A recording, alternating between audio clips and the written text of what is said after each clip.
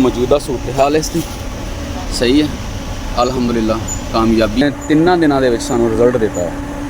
बिस्मिल्लाहिर्रहमानिर्रहीम अस्सलाम वालेकुम वरहमतुल्लाहि वबरकातुहू। मेरे सब दोस्त बुजुर्ग भाई खरीदना होने अल्लाह पाक दे हुजूर दुआ है कि मालिक साहब ने अपने हिफ्ज़ो अमान च रखे। दोस्तों चैनल ते न्यू है तो चैनल सबसक्राइब कर दो, बैल आइकन दबा दो ताकि मेरी हर आने वाली वीडियो तमाम ही दोस्तों तक पहुँचती रहे। दोस्तों साढ़े कोल एक मुर्गी आई हुई सी और उसका ट्रीटमेंट किया और जदों का शौक शुरू किया फस्ट एक्सपीरियंस होया इस बीमारी के मुतलक वो रवायती तरीके नाल मुख्तलिफ ट्रीटमेंट किए लेकिन खास कामयाबी नहीं मिली और उस तो बाद फाइनल ते जिस चीज़ नाल कामयाबी मिली तमाम प्रोसीजर जिहड़ा वा दोस्तों नाल शेयर करांगा।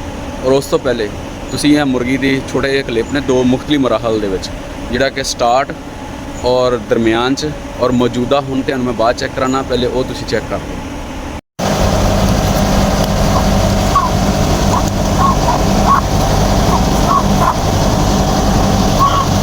ਇਹਦੀ ਸਾਈਡ ਤੇ ਫਾਲਜ ਆ ਗਿਆ ਜੀ ਐਸ ਲੱਤ ਨੂੰ ਇੱਕ ਲੱਤ ਦੇ ਉੱਤੇ ਪੂਰਾ ਭਾਰ ਪਾਉਂਦੀ ਹੈ ਔਰ ਆਸਰੇ ਨਾਲ ਖੜੀ ਵੀ ਹੈ।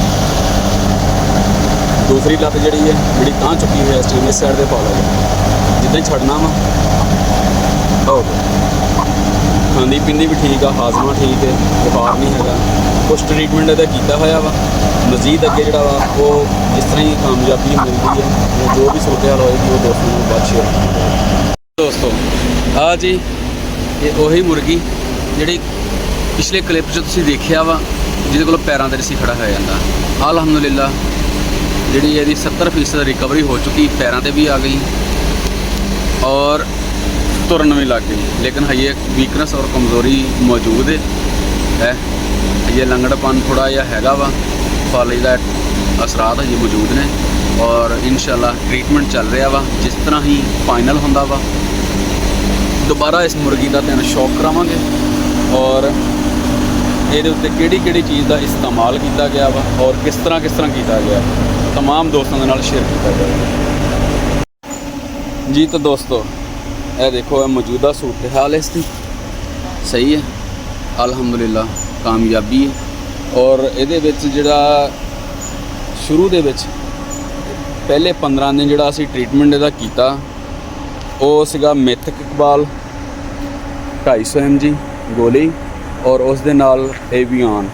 पहले 15 दिन जिहड़ा वा सुबह मिथक इकबाल दी सी गोली और सैकंड टाइम दे विच असीं दिंदे सीगे इहनूं एवियान और दरमियान दे विच इन्हां 15 दिनां दे विच असीं इहनूं 3 इंजैक्शन लगाए आ नैरोबियान दे। सही हो गया लेकिन रिजल्ट जिहड़ा खास नहीं सानूं मिलिया। उस तो बाद एक दोस्त ने तजवीज़ की और वो भी तुहाडे नाल शेयर करना ऑक्सीटॉक्सन। सही है जी ऑक्सीटॉक्सन अद्धा सीसी लगाया 2 दिन लेकिन उहदे विच भी सानूं कोई खास कामयाबी नहीं मिली। और उस तो बाद जिहड़ा कि सलाह मशवरा और मज़ीद तहकीक तो बाद असी जिहड़ा इहदे ते शुरू कीता काम और उहदे विच सानूं कामयाबी मिली और परिंदा तुहाडे सामने पैरां ते खड़ा अल्हम्दुलिल्लाह सेहतमंद है। उस तो पहले एक चीज़ जी है वो दोस्तों जेन चो निकल गई सी, तुहानूं दसदा चलां कि इहदा खुराक जी है वो असी दाना और ठोस गज़ा जी है वो असी इहदी बिल्कुल बंद कर दी सी और उस दे विच असी जिहड़ा इहनूं दे रहे सीगे बिस्किट दे रहे सीगे, भोर लईदा सी या दुध दे रहे सी ताकि बैठा होया परिंदा पोट बंद करके नहीं जिहड़ी कोई मसला ना उहदे विच बन जाए, नया महाज ना खुल जाए कोई भी, ताकि मज़ीद जिहड़ा एक बीमारी तो है उहदे नाल बीमारियां दा घर ना बन जाए परिंदा।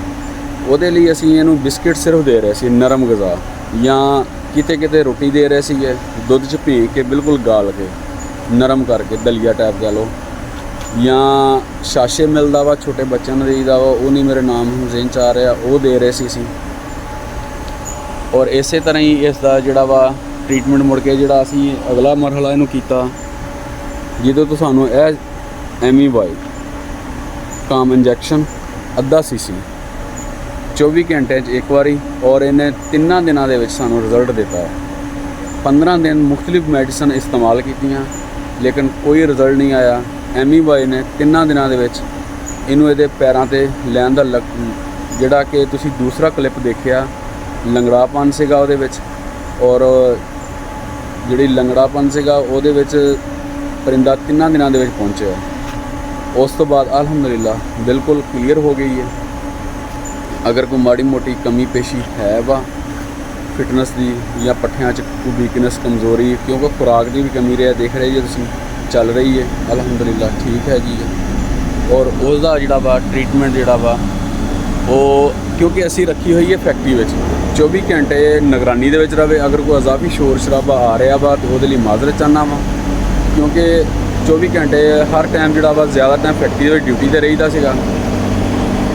ਕਰੀਬ ਮਸ਼ੀਨ ਇੱਕ ਚੱਲ ਗਈ ਸੀਗੀ, ਉਹ ਫਿਰ ਬੰਦ ਕਰਾਈ ਤਾਂ ਕਿ ਸ਼ੋਰ ਥੋੜ੍ਹਾ ਜਿਹਾ ਘਟ ਜਾਵੇ। ਔਰ ਉਹਦੇ ਵਿੱਚ ਜਿਹੜਾ ਸਾਨੂੰ ਕਾਮਯਾਬੀ ਜਿਹੜੀ ਹੈ ਸਿਰਫ ME ਵਿੱਚ ਮਿਲੀ ਹੈ। ਦੋਸਤਾਂ ਨਾਲ ਸ਼ੇਅਰ ਕਰਨ ਦਾ ਮਕਸਦ ਇਹੀ ਸੀਗਾ ਕਿ ਅਗਰ ਤੁਹਾਡੇ ਪਰਿੰਦੇ ਨੂੰ, ਕਿਉਂਕਿ ਬਾਅਦ ਜਿਹੜੀਆਂ ਬਿਮਾਰੀਆਂ ਐਸੀਆਂ ਹੁੰਦੀਆਂ ਨੇ ਜਿਹੜੀਆਂ ਆਮ ਰੂਟੀਨ 'ਚ ਨਹੀਂ ਆਉਂਦੀਆਂ, ਕਦੀ ਕਦਾਰ ਹੁੰਦਾ ਵਾ। ਹੁਣ ਜਿਸ ਤਰ੍ਹਾਂ ਮੈਨੂੰ 10 ਸਾਲ ਤੋਂ ਜ਼ਿਆਦਾ ਹੋ ਗਿਆ ਸ਼ੌਕ ਦੇ ਵਿੱਚ, ਔਰ ਇਹ ਫਸਟ ਕੇਸ ਆ ਇਸ ਤਰ੍ਹਾਂ ਦਾ। ਜਿਹੜਾ ਆਮ ਛੋਟੇ ਮੋਟੇ ਮਾਮਲਾ ਤੇ ਚੱਲਦੇ ਰਹਿੰਦੇ ਨੇ, ਲੇਕਿਨ ਇਸ ਤਰ੍ਹਾਂ ਦਾ ਜਿਹੜਾ ਵਾ ਕੇਸ ਪਹਿਲੀ ਵਾਰੀ ਹੋਇਆ। ਔਰ ਉਹਦੇ ਉੱਤੇ ਅਲਹਮਦੁਲਿਲਾ ਮਾਲਕ ਨੇ ਕਾਮਯਾਬੀ ਦਿੱਤੀ ਹੈ। ਔਰ ਤੁਹਾਡੇ ਨਾਲ ਵੀ ਸ਼ੇਅਰਿੰਗ ਕਰ ਰਹੇ ਹਾਂ। ਅਗਰ ਚੈਨਲ ਤੇ ਨਿਊ ਜੇ ਵੀਡੀਓ ਅੱਛੀ ਲੱਗੇ ਤੇ ਆਪਣਾ ਕਮੈਂਟ ਦੇ ਵਿੱਚ ਇਜ਼ਹਾਰੇ ਰਾਏ ਜ਼ਰੂਰ ਕਰਦੇ ਹੋਏ ਜਾਣਾ। ਕੋਈ ਸਵਾਲ ਹੋਵੇ ਤਾਂ ਤੁਸੀਂ ਪੁੱਛ ਸਕਦੇ ਜੇ। ਚੈਨਲ ਨੂੰ ਜ਼ਰੂਰ ਸਬਸਕ੍ਰਾਈਬ ਕਰਦੇ ਹੋਏ ਜਾਣਾ। ਮਿਲਦੇ ਹਾਂ ਕਿਸੇ ਨਏ ਟੌਪਿਕ ਤੇ ਨਈ ਵੀਡੀਓ ਵਿੱਚ। ਤਬ ਤੱਕ ਆਪਣਾ ਔਰ ਆਪਣੇ ਸ਼ੌਕ ਦਾ ਬਹੁਤ ਸਾਰਾ ਖਿਆਲ ਰੱਖਣਾ। ਅੱਲਾ ਨਿਗਹਿਬਾਨ।